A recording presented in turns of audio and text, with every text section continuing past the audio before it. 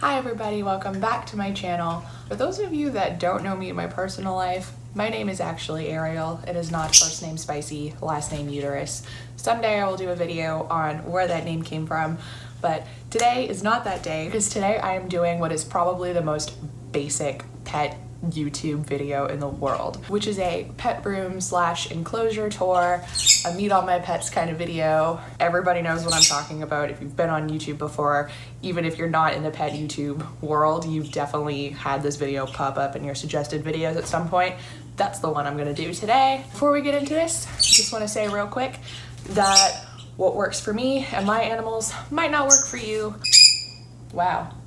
Different husbandry doesn't mean wrong husbandry. There's lots of different ways to do stuff, and as long as your animals are healthy, their needs are being met, their cages are clean, there's nothing wrong with doing things differently. So with that, let's get into it.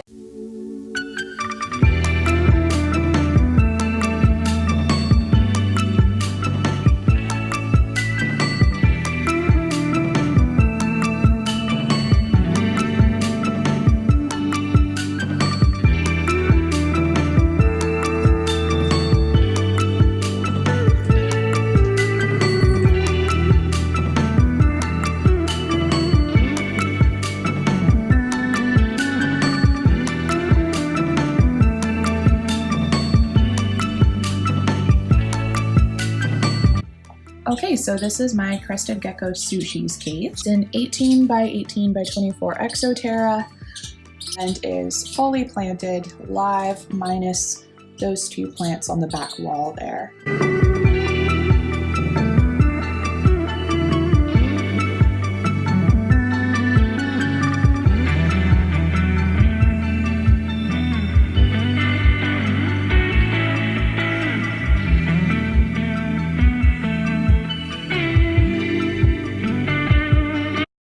So when you look in his cage, the first thing that you see is this rock. And this is actually an old piece of rock from my friend's aquarium that I cleaned up and stuck in here. I was originally going to put it in my tank, but it didn't work out. I just didn't have quite enough space for it. So it lives here in Sushi's cage. He mostly just uses it to poop on. Directly over from the rock is Sushi's water dish, which is right here.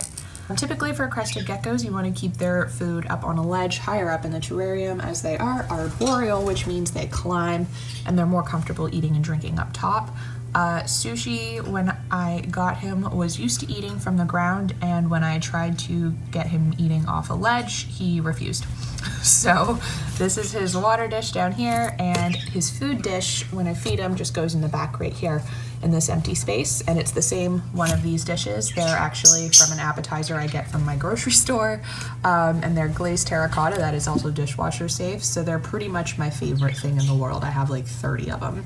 So the next thing I have in here are these two logs that I got and cleaned very, very thoroughly before putting in here. Up here, I have this vine. When I miss the tank, Sushi will often drink out of these leaves instead of going down to use his dish. And then back in here, I just have a couple more sticks for him to climb. There's a poop, gotta get that later. One of those old Exoterra backgrounds. Sushi himself is back in here. This is where he sleeps. So I'm gonna aggravate him for just a sec. So there he is, sound asleep, all fired down. He sleeps upside down like a bat. He's always done it. Not quite sure what that's about, but crested geckos are nocturnal, so I'm gonna respect that and not take him out of the enclosure right now for abuse. He can just chill in there. So that's Sushi. He was actually a pet store rescue. I worked at a pet store. He came in, he didn't have a tail. He's what they call a frog butt crested gecko. So you can see he doesn't have his tail at all. Crested geckos are one of the few reptiles that will not regenerate their tail if they drop it. So he at some point dropped his tail, not sure when. He arrived to the pet store like that from the supplier, and he was not eating. So he was adopted out to a coworker and then eventually came to me. He's done really well with both of us. So that's Sushi. I'm just gonna close this back up here.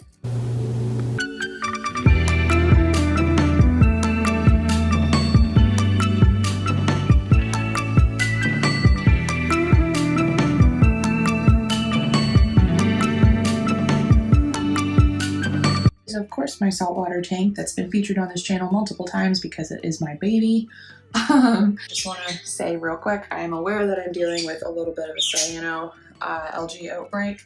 This tank is still a little bit new, still a tad young, but I've got it pretty much under control now. It's the best it's been in a while, and I'm feeling a little bit better about where it's going from here. And I'm kind of just letting it work through the new tank uglies while trying to keep everything in control. That said, my parameters have been really stable the last couple of months, so I definitely feel like I've got a pretty good handle on it. So this tank is the Fluval Evo 13.5 gallon. So 13.5 gallons is definitely considered nano for a saltwater tank. When you take into consideration the fact that it's got all the stuff running in the back chambers, plus your sand bed, plus your rock, it really works out to be about 10 gallons of usable space for you and the fish. So with that in mind, I've kept this tank pretty low stocked. Here, before he goes back in his little hide, that is my purple fire fish. We call him Milo Thatch. He's my newest fish in the tank. I got him about 2 months ago. He's done very well. He's definitely shy, very typical of a firefish. In this little hole is where he spends most of his time.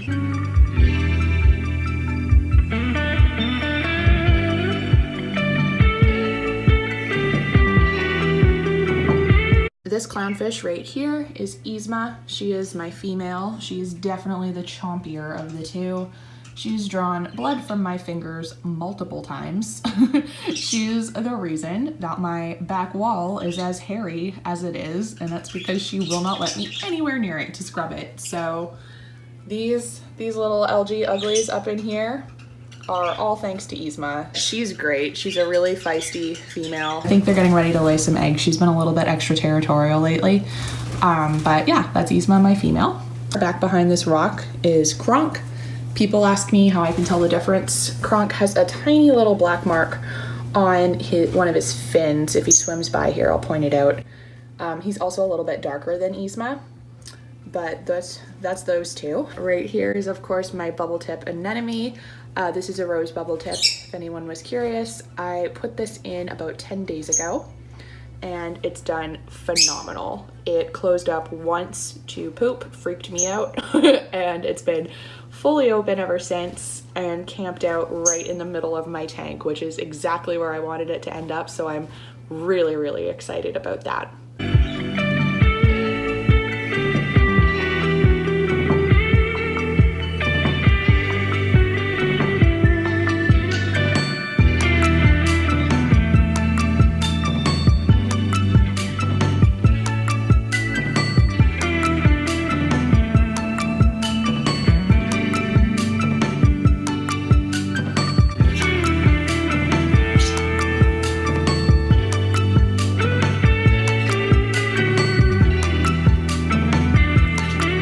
But definitely not least is my aviary. So my uncle and I actually put this together. He pretty much orchestrated the entire thing. I just put the screws where they needed to go.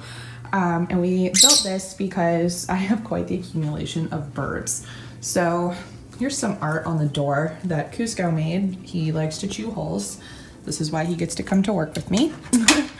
But inside, it just looks like this.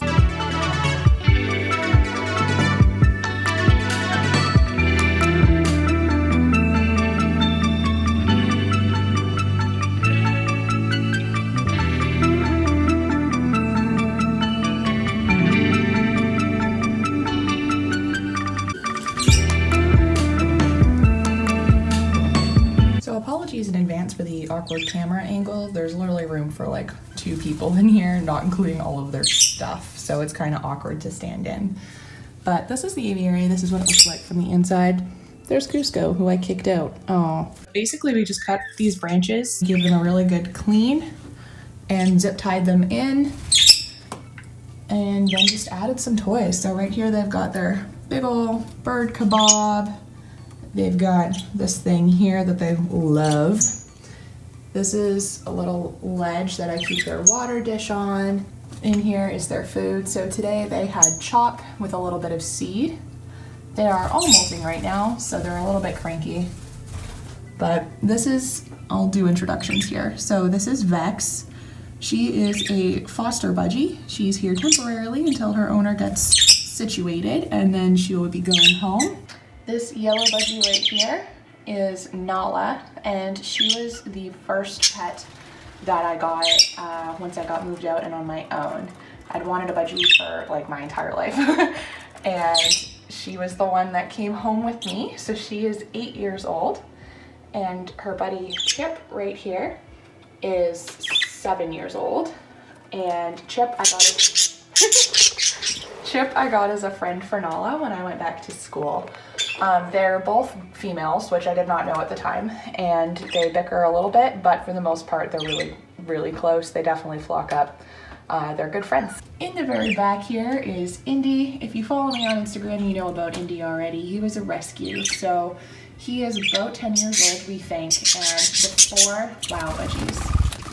and before I got Indy, he was actually kept inside a really, really small travel cage. It was only about 12 by 12 inches for 10 years on just a dowel perch. He had this little toy, and he was fed only seed and kept covered. So if you know anything about birds, you know all of those things are neglectful to the point that they're really kind of abuse. I'm not gonna call out his owners or go into their situation, but essentially what it came down to is just a lack of research and education on their part. They definitely meant well. They were just really, really misinformed. So he came with a partner, Sasha, who pounded on him quite a bit. And after we separated them, he was a lot less stressed and she was much more tame. So they ended up being homed separately. Sasha went to live with my cousins, and Indy so far has stayed with me. As a result of being on a seed-only diet, he has some joint problems. He was dealing with some malnutrition and some big problems. So he'll be staying here with me indefinitely. I'm getting pretty attached to him, so probably forever. You'll see that he's flinching quite a bit as I zoom in here, and that's because he hasn't been handled at all. So he's still getting used to being around people and being around other birds and toys and eating healthy. All these things are really new for him, so we're just giving him some time to get settled before I really start working with him. I try to include a variety of stuff. So they've got this one here that's mostly acrylic. They've got these ones up here that are natural and designed to be destructible.